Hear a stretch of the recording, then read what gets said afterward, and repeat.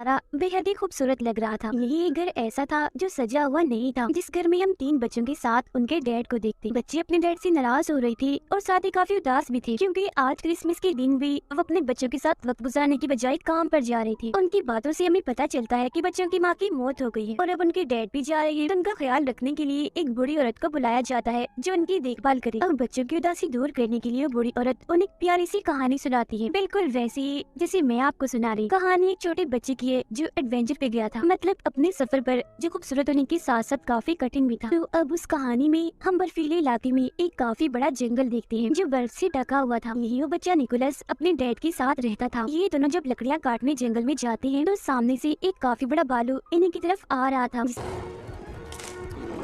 देखकर ये दोनों काफी डर जाते हैं और भागकर वापस अपने घर आ जाते हैं। यहाँ हमें पता चलता है कि निकोलस ने अपनी मॉम को बचपन में ही खो दिया था। साथ ही उनकी माली हालत भी काफी खराब थी। वो काफी गरीब थी, क्योंकि ना तो उनके पास खाने के लिए ज्यादा सामान है और ना ही पैसे कमाने का कोई जरिया है। एक रात निकोलस अपने डैड को कहता है, चले पापा आज मुझे कोई कहानी सुनाए, जो बहुत मजे की। तब उसके डैड उसे उसकी मॉम की ये कहानी सुनाती है। ये काफी सालों पहले तुम्हारी मॉम ने इन बर्फीली चोटियों को पार किया। वहाँ 2 सोते हुए मॉन्स्टर थे जो दरअसल पहाड़ी थे। तुम्हारी मॉम उनके बीच से निकलकर दूसरी तरफ गई, जहाँ एक अलग ही नस्ल के लोग रहते हैं जिन्हें एल्व्स कहा जाता है, और वो एल्व्स का गांव था जिसका नाम एल्फेम था। एल्व्स दरअसल होते तो इंसान ही है, बस उनकी शक्ल सूरत थोड़ी सी अलग होती है, मतलब उनके कान थोड़े से नुकीले और लंबे होते हैं। वो एल्व्स लोग कोई आम नहीं थे, बल्कि उनके पास जादुई शक्तियाँ थी। उन्होंने तुम्हारी मॉम के साथ काफी अच्छा बर्ताव किया, काफी अच्छे से उनका वेलकम किया, और फिर जब तुम्हारी मॉम वापस लौटी तो उनके पास बहुत सारी चॉकलेट्स और खिलौने थे जो आसपास के लोगों में हमने बांट दिए, जिससे हर तरफ खुशियाँ फैल गई। इसी दौरान उन्हें कमरे में किसी जानवर की होने का एहसास होता है। तब उसके डैड उस जानवर को मारने के लिए कुल्हाड़ी उठाकर उसे ढूंढने लगते हैं, मगर देखते हैं कि वो जानवर तो एक छोटा सा चूहा है, जिसे मारने की उसके डैड बहुत कोशिश करते हैं, मगर हर बार वो बचता रहता है। जिसके बाद वो चूहे को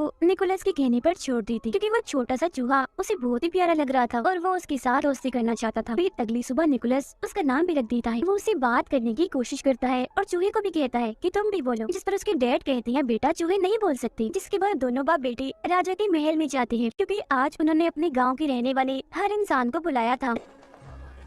राजा उन सभी को बताते हैं कि मैंने उम्मीद के साथ साथ जीने का मकसद भी खो दिया है, और जो इंसान मुझे उम्मीद के साथ साथ जीने का मकसद लाकर देगा तो उसके बदले में मैं उसे माला माल कर दूंगा। अब जो कहानी निकोलस के डैड ने उसे सुनाई थी वो अब पूरे ही गांव में फैल गई थी, जिससे लोगों को लग रहा था कि एल्व्स का गांव एल्फेम सच में पाया जाता है, जहां जाकर वो राजा के लिए खुशियां, उम्मीद और जीने का मकसद ला सकते हैं, जिसके बदले में राजा उन्हें माला माल कर देगा और वो अमीर बन जाएंगे। गाँव के कुछ लोग निकोलस के डैड से मिलने आते हैं और उन्हें अपने साथ चलने का कहते हैं, जिसमें वो एल्फेम गाँव को ढूंढेंगे और राजा के दिए हुए इनाम से अमीर हो जाएंगे। तो अब अपने सारे हालात गरीबी को देखकर उसके डैड भी उनके साथ जाने के लिए मान जाते हैं। ये बात जब वो निकोलस को बताते हैं तो वो उदास हो जाता है, मगर वो उसे तसल्ली देते हुए कहते हैं, मैं वादा करता हूँ बेटा, 7 से 8 दिन में मैं वापस आ जाऊंगा और मेरे आने तक तुम्हारा ख्याल मेरी बहन रखेगी। फिर जब उसके डैड की बहन घर आती है तो वो उसके डैड के सामने तो काफी अच्छी अच्छी बातें करती है, बहुत अच्छे से पेश आती है, मगर जब उसके डैड जाते हैं तो वो अपना रंग दिखाने लगती है। वो पूरे घर पर कब्जा करके निकोलस के साथ काफी बुरा करती है। वो उसका सामान देकर घर से बाहर निकाल देती है। सामान में निकोलस की एक गुड़िया भी थी जो सब्जी की बनी हुई थी। वो उसे बेहद ही प्यारी थी, क्योंकि उसकी मॉम ने वो बनाई थी, जो उनकी आखिरी निशानी थी। Look, it's got a face. Oh.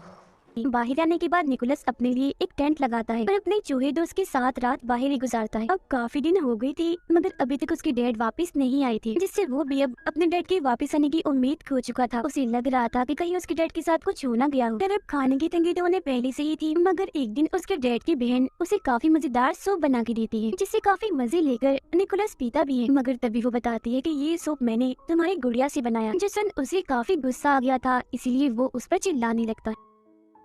मगर अब तभी निकोलस की नजर अपने जलती हुई टोपी पर जाती है, जो उसकी मॉम ने ही बनाई थी। तब वो जल्दी से टोपी लेकर बाहर आता है और बर्फ में उसे लगाकर आग बुझा देता है। वो देखता है कि टोपी पर एक नक्शा बना हुआ है, और ये नक्शा बिल्कुल वैसे था जैसे उसके डैड ने उसे कहानी सुनाई थी, जिससे वो समझ जाता है कि उसकी मॉम की कहानी सच्ची थी। एल्फेम का गाँव सच में पाया जाता है जहाँ जादू है। तो इसीलिए अब वो ये फैसला करता है कि मैं भी उस गाँव में जाऊंगा, और फिर अगले दिन वो अपने साथी चूहे के साथ अपने सफर पर निकल जाता है। सफर के दौरान वो चूहे को नए नए अल्फाज सिखा रहा था, हालांकि उसे पता